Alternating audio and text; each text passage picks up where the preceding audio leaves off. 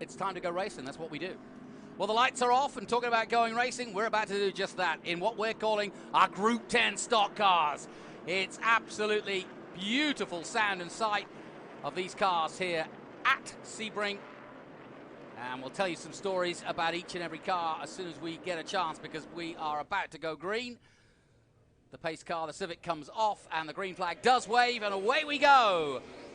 This their first race of the weekend. Scott Hawley, Joe Nemechek leading the way at the moment. Jeff McGee, Mike Skinner, who you mentioned, Kenny Butt right in there too. Not an easy circuit, I would have thought, for these kinds of cars. Used to ovals more or less. And as somebody who's had a big part in the Trans Am side of it, how do these cars compare? And I'm just talking about the basic NASCAR, stock car, race car, compared to the Silhouette, because it's very similar racing. It is. It's similar racing, two frame chassis, but these are pretty robust cars. I mean, you know, the term "if you ain't rubbing, you ain't racing," you know, really fits with them. Yeah. So, and there you go. As I was saying, just right? as I was saying. Yeah. And that was Wiley Todd and the number 9 of Stephen Kennelly. Just getting it round there in the Dodge, the red Dodge, but no harm, no foul. Like you say, I think they're robust enough to keep going, those two. Yeah, they are. I'm glad to see they're running them in a group of their own, though. Yes. Because yeah. I mean, you run those with a Trans Am car, and the Trans Am car just they're more nimble, but they're a little more fragile, you know. So one of the basic differences, obviously, you can see from Trans Am, we don't have that. We have a much more a bigger rear wing, flat than the NASCARs do. But what else? What are the major differences? Well, the ride height in these is a lot higher. Right. They aren't running. I don't believe they're running wings at all. They're running spoilers in the back of the car. Yeah.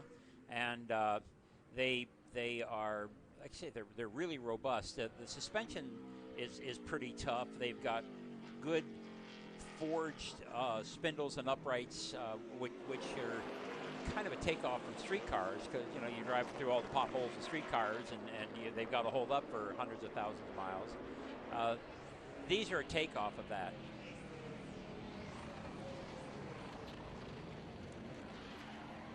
Do you think that they've got the new generation in the right? There's another repeat of that accident. I think there was just a touch. Just two cars involved, the others taken, avoiding action. But do you think they've got it right? Because a lot of people complain that, you know, the stock car racing doesn't really look like the Dodge or the Camaro that they drive at home, and obviously it can't really. But that's true. I mean, back in the day they did. You know, I remember the Fords and remember the Plymouth, the high wing Plymouths, and but they were like the cars, and that was, you know, what wins on Sunday sells on Monday. That was the theory behind it. Sure.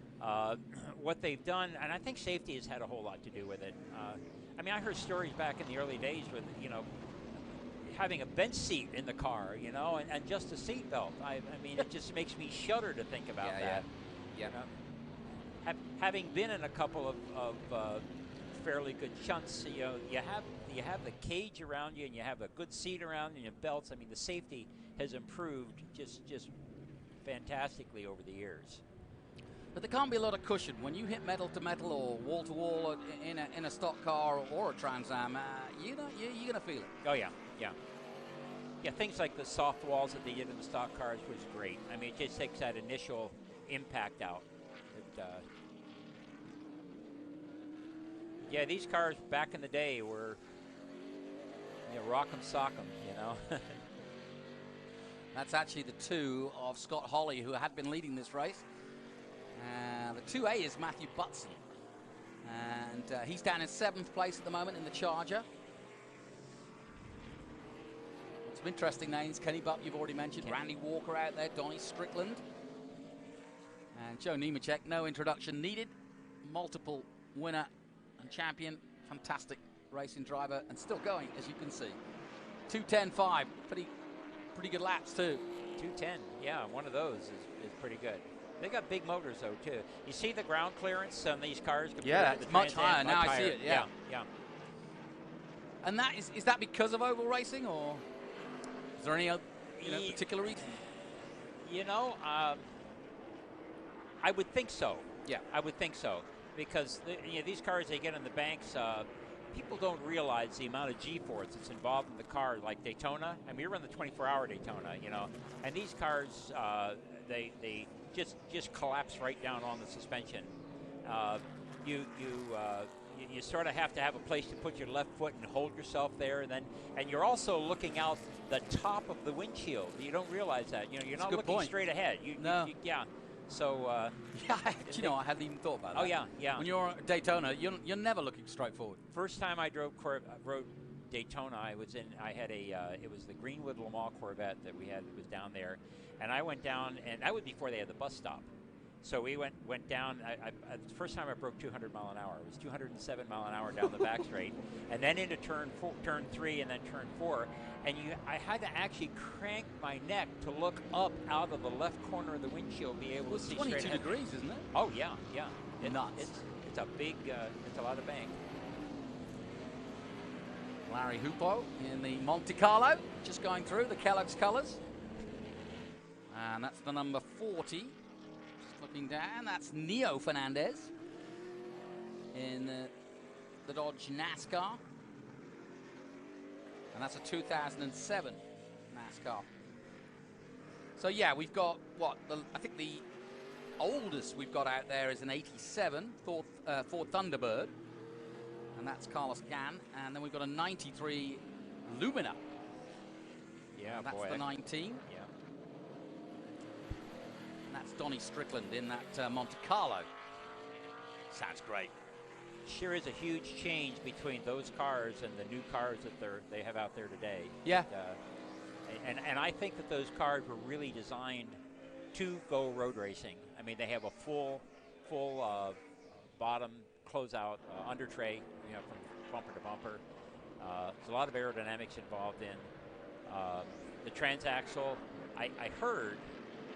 I guess they made the announcement. I heard that the reason they were using the transaxle is they wanted to at least have the opportunity to go to a hybrid drive. Okay. On that, so that would be that would be interesting.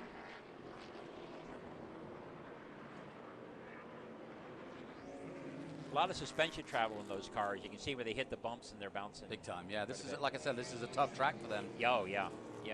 Doing a good job. I lost track of Kenny. Where is Kenny still going? Where is he? He's dropped down. No, maybe we have lost him. I don't know. Hang on. No, he's still there. 7th place at the moment. Oh, just behind Matthew Butson. That's respectable. I only lost 1 place. He was grid at 6 when he started. He'll hang in there. So yeah, we've got Toyotas, Dodges, well, a few Toyotas, Fords, and Chevrolets, obviously, in the Monte Carlos. Well represented, the Thunderbirds out there.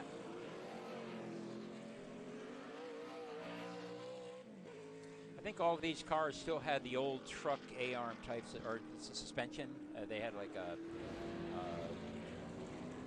there we are. See, I'm not a NASCAR guy. I'm trying to think of like a trailing arm type suspension. Okay.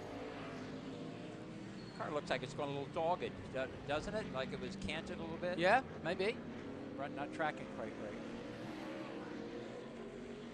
Maybe it was the camera angle. Well, that's always what amazes me when you see a car set up for the ovals. Oh, yeah. Compared to a road car setup. I mean, they really do struggle at times to make that adjustment, to make it, effectively a car that doesn't run, on banks. Oh, yeah. They do. Completely different. Well, they have the number of cars that these teams had. I mean, 10, 15 cars, but they had specifically, I remember back in the day, Bob Riley was involved in doing a design, I don't remember which car it was, for a road race car.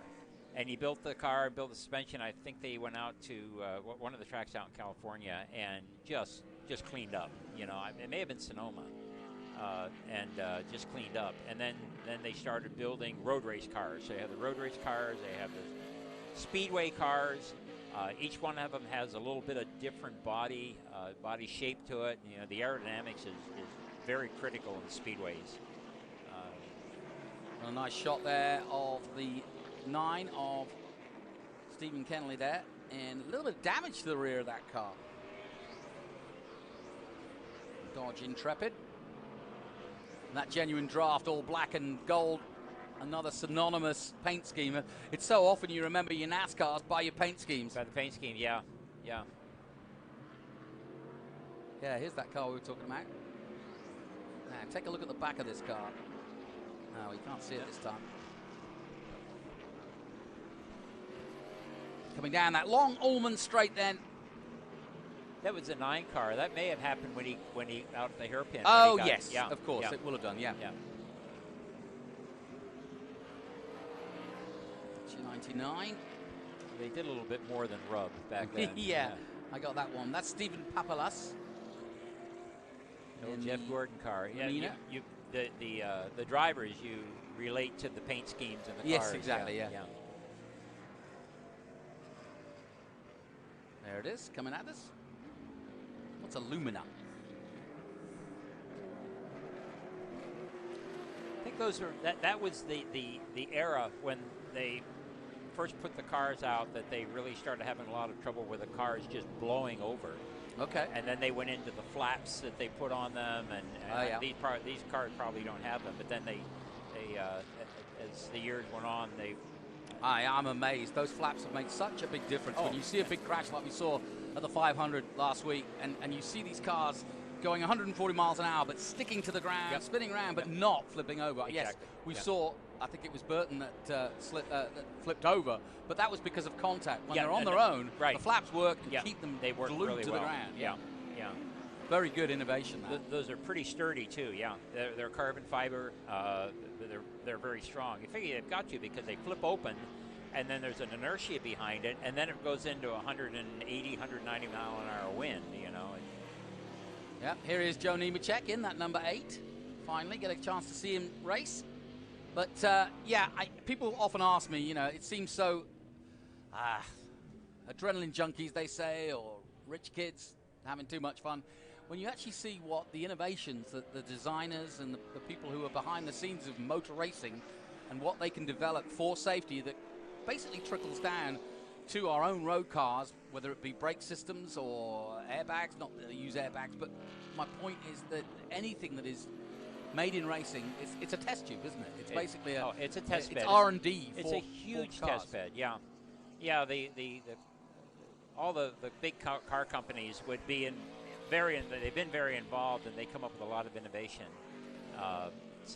And it's only obstacles that they would find when pushed to the very limit, like that. When a car is flipping, or when the brake calipers go, oh, that's a spin, we don't want that. No. Especially not there. That's just coming into 16, or just coming down into the Ullman Straight, and he spun it around and looks as though... Now, I know from knowing this track, there is a way of backing that up and off track. Depends whether it's open or not there. Yeah, there is. But there's nobody really there to push him away, unless he can get it going. And get it started. He's offline, which is a good thing. Yeah. Yeah, I don't think that they'll call a yellow on that. He's really offline. Yep. Jeff McKee in the Camry coming at us. Down the main straight he comes. Some good lap times too. 2:07.9 by Joe. Joe Nemechek at the front. It's a really good lap time for this. I'm thinking about TA2 qualifying next. They're not that much slower, are they? They're not that much slower, and I think the tires are smaller in these cars too, aren't they? Yeah, they will be. Well, with some quality drivers out there. That's true. Yeah. Well, with 4 minutes to go in this race, I am hopeful that the car that is stuck out on the exit of 16 will be able to stay where it is, at least, and not cause any problems, although it is pretty precarious. We'll see what they do. Down towards the hairpin they come in another famous livery. The Home Depot continues to be a big contributor to stock car racing, and well, it should be. We've had Home Depot, we've had Maynard's, we've had everything this weekend. We just need a Lowe's car out there. Yeah. Dueling of the lumber companies. I really do think, and when I think of people like Jimmy Johnson and a few others, I've got a feeling that some of these guys are going to end up in Trans Am. because if they want to keep racing, that is. Yeah. Simply because they just love racing. Yeah. And I mean, Jimmy's different. I mean, he's gone to do IndyCar, and that's fine. But there's probably quite a few guys who, are in. I mean, an Elio, somebody like that, who probably, even his IMSA days are numbered. Yeah. May just say, you know what, Rafa definitely won't go anywhere. Anybody who's driven a Trans Am car says that it's the most fun that they've ever had. Yeah. It is. The car has, like I said, it's unique. It's a thoroughbred. It's nimble. It is a little fragile, so you don't get out there and bang them up. I mean, that's not. It's part of the gentleman part. That's what I like about the driving of it. I mean, check it out for Joe Nemechek, and another win to add to the millions of others. Not quite that many, but yeah. But yeah, you're exactly right. I think that's a very good point. Is that you don't want to beat them up, but you can race them hard. Oh, you can race them really hard, yeah. And if you look at the way Tony Perella's got it set up, you could race, you could be a superstar like Elio, come here and race an old car and enjoy every moment of it, or an ex-LMP2 car or an ex-IMSA car, yeah, and have a lot of fun in that with some guys that are capable, and then you could jump straight in a Trans Am car and probably get a lesson from someone like yourself. Well, I think there are a lot of guys out there a lot quicker than I am, but I'm having a lot of fun. As long as you're having fun. Exactly. So that concludes under caution a little bit, I think. The checkered flag coming out early, but Joe Nemechek taking it from Jeff McKee and Mike Skinner, the top three. No real surprise. Scott Holley, who started at the front, finishes fourth, and Lee Arnold finishes fifth. And Kenny did a seventh. Better than a lot of other people. Maybe, well, maybe half they're his age. Yeah. Let's take a look at the highlights then. We got underway as they roared into action. Our stock car race, Group 10, NASCAR's roaring round, and a little bit of trouble at the hairpin. Cars going everywhere, skittling out, but no harm, no foul. But as for Joe Nemechek, well, he was never, ever in doubt.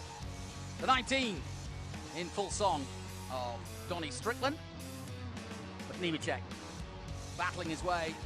He really didn't have to battle too hard with anybody else.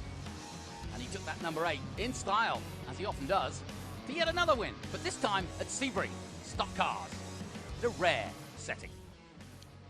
It's interesting looking at that car. The ride height is not as big as that. That may have been one of the cars that was developed just for road racing. Okay, yeah. Maybe he had a bit more of an advantage than we know of. Could have. Yeah, good point. He's a great driver, though. Yes, so. Don't want to take that away. Well, that name is still going. So, my thanks to Kerry once again. We've got more action to come. Coming up next, we've got IGT, and we'll take a short break. We'll be back with IGT and TA2. Don't go away.